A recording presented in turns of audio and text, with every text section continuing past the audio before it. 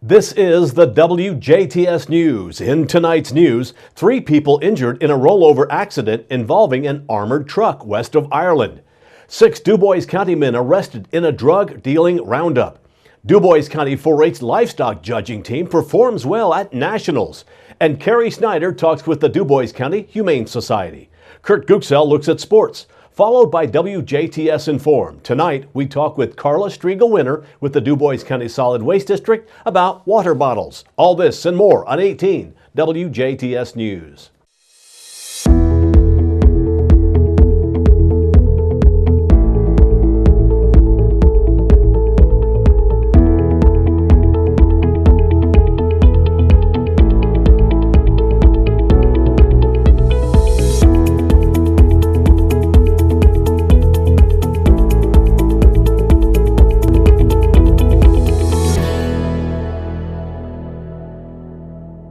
Good evening, I'm Bill Potter with the WJTS News. 3 people were injured in a semi versus armored truck collision that took place Monday morning along State Road 56 just west of Ireland, in which the armored truck rolled over several times after impact. The Dubois County Sheriff's Department says at around 10:15 a.m. yesterday, the armored truck, a 2017 International Conventional cab driven by 24-year-old Charles Dunlap Jr. of Louisville, was headed west along State Road 56 when he lost control in a slight curve at the intersection of Highway 56 and County Road 800 West in Boone Township. Deputies say Dunlap overcorrected his steering, causing his vehicle to travel off the roadway's centerline or over the roadway's centerline and struck an eastbound semi driven by 38-year-old Michael Troop of Jasper, which authorities say was stopped in the eastbound lane of State Road 56 at the intersection. The armored truck spun after the impact and traveled off the north side of the roadway, where it flipped over several times before coming to a final rest on its top in a field. A front seat passenger in the armored truck, 21-year-old Kendrick Eves of Radcliffe, Kentucky, and a rear seat passenger, 23-year-old Jacob Whittenbreaker, also of Radcliffe, were taken by ambulance to Memorial Hospital in Jasper, where Dunlap was later transported to Memorial Hospital by personal vehicle. Eves was treated for right knee pain and right thigh contusion. Whittenbreaker was treated for a contusion to his left thigh and hip area, as well as neck and back pain. Dunlap suffered a left leg contusion. Both vehicles were a total loss. No charges were filed. The Dubois County Sheriff's Department was assisted at the scene by first responders with the Ireland Fire Department and Memorial Hospital and Pike County EMS. Last week, narcotics officers with 3 Dubois County law enforcement agencies began serving arrest warrants for drug dealing charges that were jointly investigated, resulting in the arrest of 6 Dubois County men. Deputy John Anderson has been acting as a narcotics officer with the Dubois County Sheriff's Department since 2012. This past spring, he was joined by a narcotics detective with the Jasper Police Department and Huntingburg Police Department narcotics officer Rusty Drew.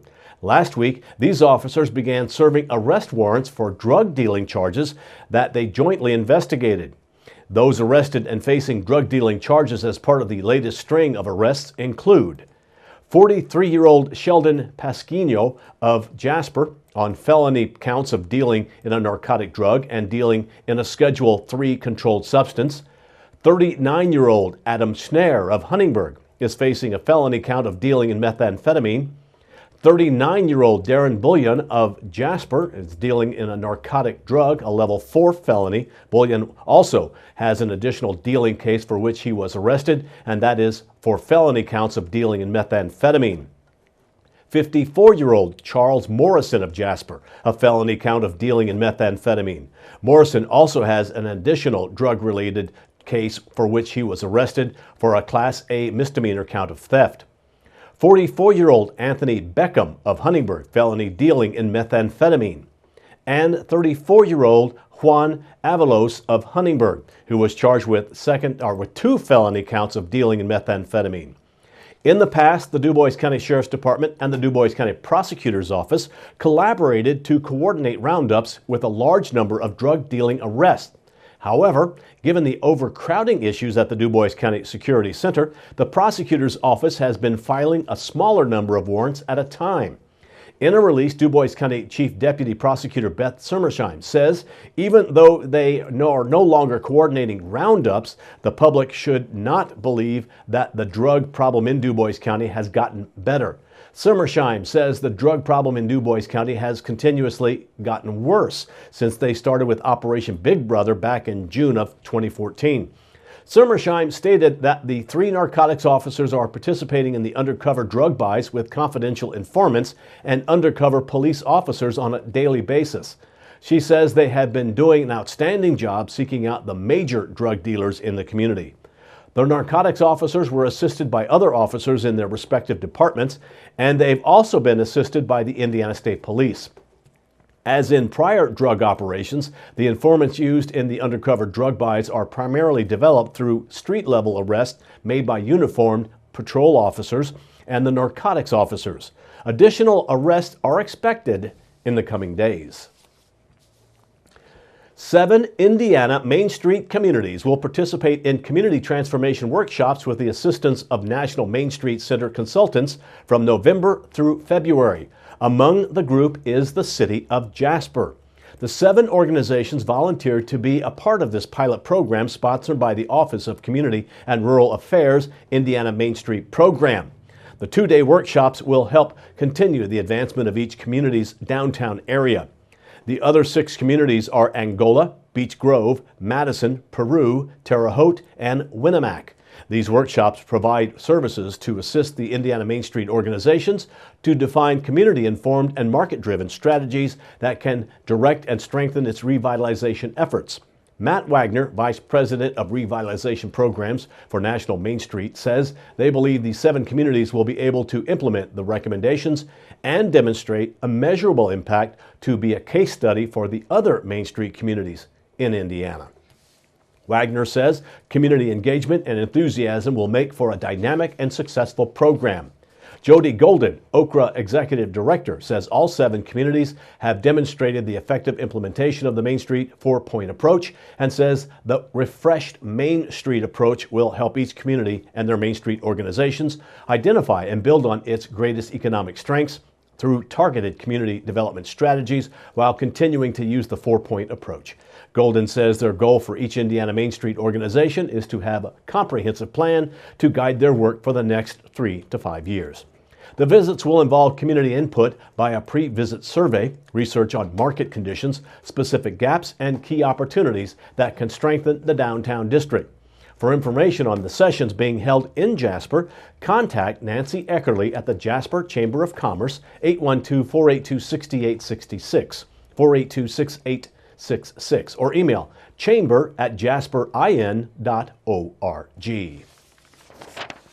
State Senator Roderick Bray of Martinsville, the next president pro tem of the Indiana Senate, has appointed District 48 State Senator Mark Messmer of Jasper as Majority Floor Leader. The Majority Leader is the floor leader of the Majority Caucus and the principal speaker during the debates on the Senate floor and works to promote the party's legislative agenda.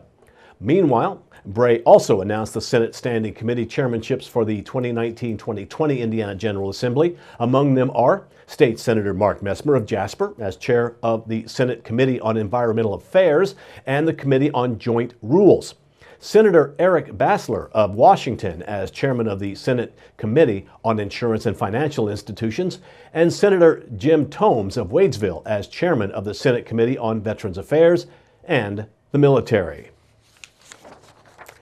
Showing an animal for judging takes a special skill, and judging those animals requires yet another level skill and also knowledge. The Du Bois County 4-H Livestock Judging Team has that ability and showed it off at the Keystone National Livestock Judging Competition. The local team, comprised of Jared Schwank, Cody Shirley, Hannah Schwank, and Brandon Pund, represented Indiana at the competition held in Harrisburg, Pennsylvania.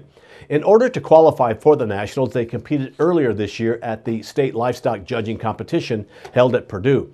They placed 6th, which was high enough to qualify them for Nationals. At Nationals, Jared, Cody, Hannah, and Brandon did very well as they placed 5th overall. The Du Bois County team placed 5th in judging sheep. Individually, Hannah Schwank placed 7th overall in judging cattle. Cody Shirley placed 3rd overall in judging sheep and in giving oral reasons.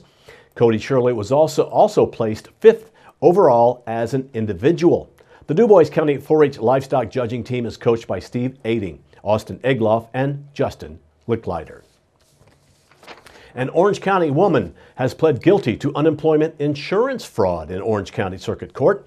Through the use of agency records, an Indiana Department of Workforce Development employee began an investigation and determined that 36-year-old Michelle Chapman of French Lick was working and receiving wages while claiming unemployment insurance benefits. Chapman received 8 years with 180 days to be served on home incarceration with electronic monitoring, and the remaining 7 years and 185 days suspended to probation. She also was ordered to repay the Department of Workforce Development nearly $19,000 for the benefits she fraudulently collected. The Department of Workforce Development receives wage reports and new hire data from Hoosier employers documenting who is employed and receiving compensation. The agency uses this information to ensure people are not collecting unemployment insurance benefits while working. Since 2013, Indiana courts have ordered fraudsters to repay millions in restitution to the state's Unemployment Insurance Trust Fund. You can help combat unemployment insurance fraud and abuse by reporting it online at www.in.gov/DWD/fraud. Your efforts will help ensure tax dollars are spent wisely and unemployment insurance benefits are paid only to the people who are eligible to receive them. You do not need to provide your name or any other identifying information in order to file a complaint. And this reminder, officials with the city of Huntingburg say in preparation for the paving on Brett's Street, the road will be closed between Van Buren and Washington Streets beginning on Tuesday, today, and will remain closed through this Friday, November 16th. Officials say there will be no access to the road during the duration of the project. Motorists are asked to please find an alternative route during the course of the work. For more information, contact the Huntingburg City Hall at 812-683-2211, 683-2211. That has been a look at your local news. Stay tuned. We have Carrie Schneider with the Du Bois County Humane Society again this week. Then it's your local outlook and weather forecast on 18 WJTS. We're local people watching local people.